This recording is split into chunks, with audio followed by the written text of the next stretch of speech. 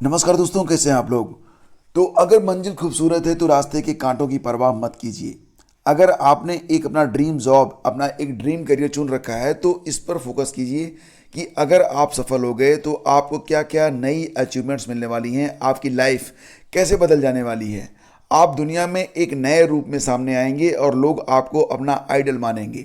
यानी कि अचीवमेंट के बाद वाली जो उपलब्धियां होती हैं, अगर उस पर फोकस रख के आप काम करेंगे तो निश्चित रूप से आप आगे बढ़ पाएंगे। और वहीं पर जो प्रतिदिन की बाधाएं हैं, ये आपको आपके सपनों से दूर कर रही हैं, तो इन पर फोकस करने की ज़रूरत नहीं है।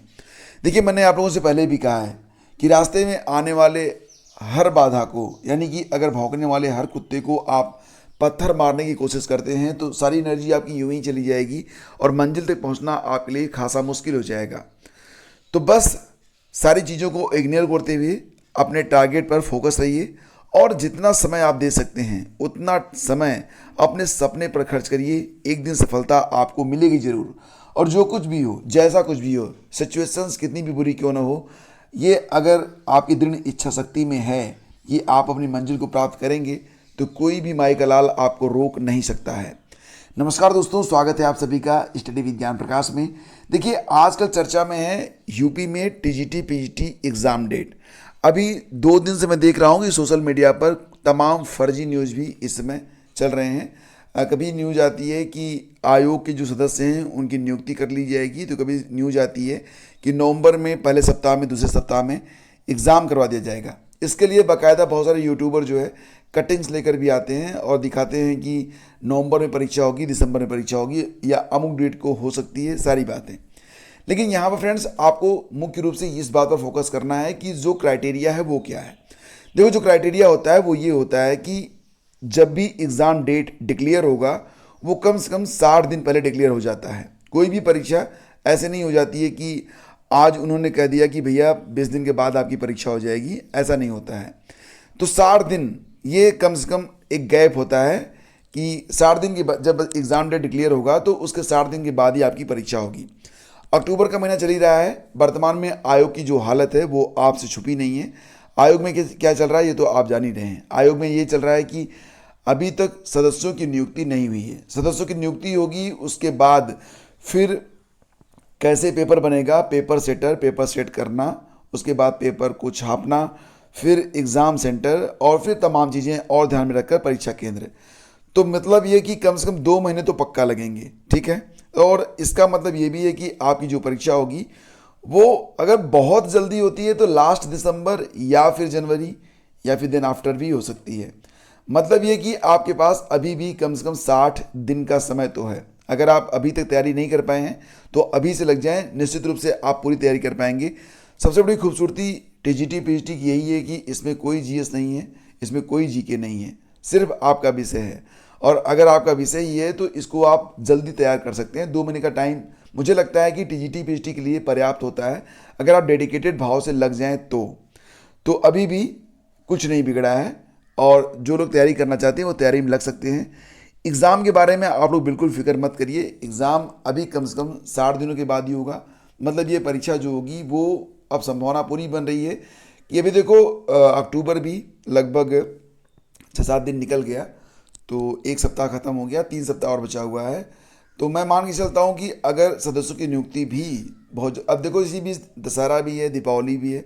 दशहरा तो बीत गया, दीपावली आ रही है।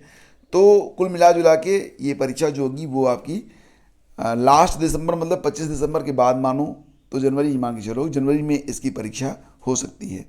तो इसके लिए आपको जो है बिल्कुल परेशान नहीं होना है। टीजीटी पीटी की जो एग्ज़ाम डेट है वो अभी जो है जब भी आएगी तो 2 महीने के बाद आएगी। तो मतलब आपके पास 2 से ढाई महीने का वक्त है, उस पर फोकस रखो और ये दिमाग में रखो कि जनवरी में ही आपको परीक्षा देनी हो सकती है, ये संभावना है, ठीक है। और मैं आप लोगों से बिल्कुल रोज़ कह रहा हूँ कि आप अपनी तैयारी करते रहो, बिल्कुल भी बीच में ब्रेक नहीं लेना है, सांस नहीं लेना है, ठीक है। चलते रहना है जब तक कि मंजिल नहीं मिल जाती है। तो जितने भी सीरियस एस्पिरेंट हैं वो मेरी बात समझ रहे होंगे। अभी उनके पास पर्याप्त समय है, तैयारी में लग जाओ, एकदम बिल्कुल टू द पॉइंट चलते रहो और डेफिनेटली एक दिन आपको मंजिल मिलेगी। एग्ज़ाम डेट ये डिक्लेयर करना यूपी ट्रिपल सी का काम है और जो क्राइटेरिया है वो मैंने आपको बता दिया। मतलब परीक्षा जनवरी से पहले नहीं होने वाली है। वहीं पर यूपी ट्रिपल एस सी की एक नई वैकेंसी आई हुई है पेट 2021 के आधार पर। तो ये भर्ती जो है भरी जा रही है। तो कौन सी भर्ती है, देखो यहाँ पर अधीनस्थ सेवा चयन आयोग निदेशक भूतत्व और खनिकर्म निदेशालय में मुहर्रिर के 92 पदों पर भर्ती के लिए 29 अक्टूबर से आवेदन लेगा। तो अभी तो आवेदन में काफ़ी दूर है, पदों की संख्या बहुत कम है, 92 पद हैं। लास्ट डेट होगी 18 नवंबर, संशोधन किया जा सकेगा 25 नवंबर तक। तो कुछ दिनों के लिए आएगी ये वैकेंसी, 92 पद हैं केवल। और इसके लिए जो एलिजिबिलिटी है वो मतलब ठीक ठाक है। एलिजिबिलिटी क्या है, देखो इसमें क्या है कि अगर आपने पीटी की परीक्षा दी थी 2021 वाली, तो और अगर आप इंटरमीडिएट पास हैं तो आप इसमें आवेदन कर पाएंगे, कोई खास एलिजिबिलिटी नहीं है। इंटर पास और पीटी 2021 अगर आपके पास है तो आप आवेदन इस पर कर पाएंगे। और इसमें जो पद हैं, जनरल के लिए 41 पद हैं, एससी के लिए 19, एसटी के लिए 2, ओबीसी के लिए 21 पद हैं, ईडब्ल्यूएस के लिए भी 9 सीटें हैं। तो इस प्रकार से 92 सीटों को यहाँ पर बांट दिया गया है। और आयु सीमा वही रहती है 18 से 40 वर्ष। अनुसूचित जाति जनजाति ओबीसी के लिए अधिकतम आयु सीमा में छूट भी रहती है, तो उसको भी आप लोग देख लीजिएगा। शैक्षणिक योग्यता रहेगी 12वीं पास और पीटी का सर्टिफिकेट तो चाहिए ही चाहिए। और चयन कैसे होगा, तो 15 गुणा अभ्यर्थियों को, जैसे कि जितने पद हैं मान लो 92 पद को चलो हम 100 मान लेते हैं, तो लगभग 1500 लोगों को बुलाया जाएगा मुख्य परीक्षा के लिए। आयोग मुख्य परीक्षा योजना का पाठ्यक्रम मेरी वेबसाइट पर अभी पब्लिश नहीं किया है, जल्दी पब्लिश कर देगा, ठीक है। और देखो 2 पैन कार्ड रखने वालों पर 10,000 रुपये का जुर्माना और जेल की बात हो रही है।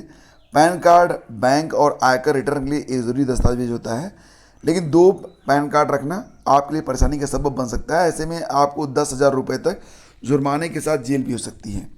तो आयकर विभाग ने चेतावनी देते हुए कहा कि अगर आपके पास भी 2 पैन कार्ड है तो तुरंत अपना दूसरा पैन कार्ड सरेंडर कर दें। सरेंडर के लिए क्या करना होगा, आयकर विभाग की वेबसाइट पर जाएं, request for new pan card change या करेक्शन पैन डेटा लिंक पर क्लिक करें। अब फॉर्म डाउनलोड कर लें और भर कर किसी भी एनएसडीएल कार्यालय में जाकर जमा कर दें। इस प्रकार से क्या होगा कि आपका जो कार्ड है दूसरा वाला वो सरेंडर हो जाएगा, जो अनयूज्ड है उसको सरेंडर कर दीजिए। यूपीआई से रुपए क्रेडिट कार्ड पर छूट, तो 2,000 रुपये तक खर्च करने पर कोई शुल्क नहीं लगेगा।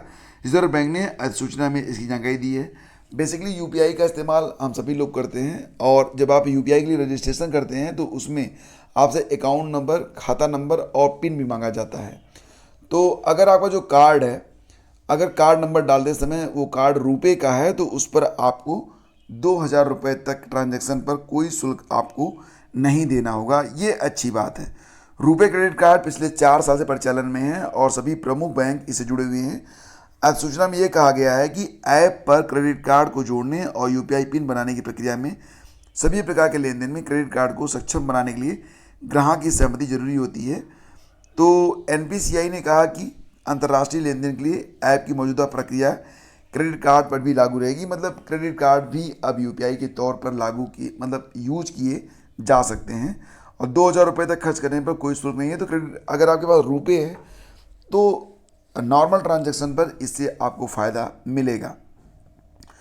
और देखो फिलहाल तो अब मानसून वापस लौटने को है, लेकिन इसके बावजूद भी बारिशें हैं कि थमती नहीं है। रोज़ जभी तभी देखो बारिश शुरू हो जाती है। बंगाल की खाड़ी में निम्न दबाव के क्षेत्र का असर पश्चिमी उत्तर प्रदेश सहित उत्तर भारत के अधिकांश हिस्सों तक पहुंचना शुरू हो गया है।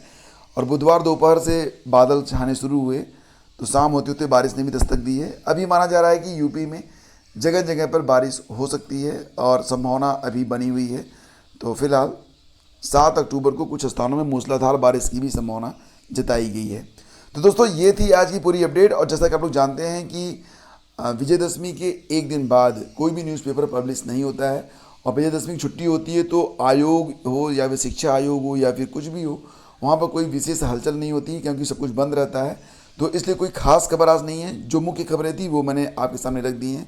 वीडियो पसंद है तो लाइक और शेयर कर दीजिएगा। यूपी पेट के लिए 50% की जो सीरीज चलाई जा रही है, आज मॉर्निंग 6 बजे नहीं आ पाई, वो लगभग दोपहर 12 बजे तक मैं ज़रूर अपलोड कर दूंगा, उसको वॉच कीजिएगा। और कल आपको top 100 MCQs of last 6 month current affair का बिल्कुल सुबह में मिल जाएगा, तो उसको भी वॉच करना बिल्कुल मत भूलिएगा। आप सभी का दिन मंगलमय हो। Have a great day. जय हिंद।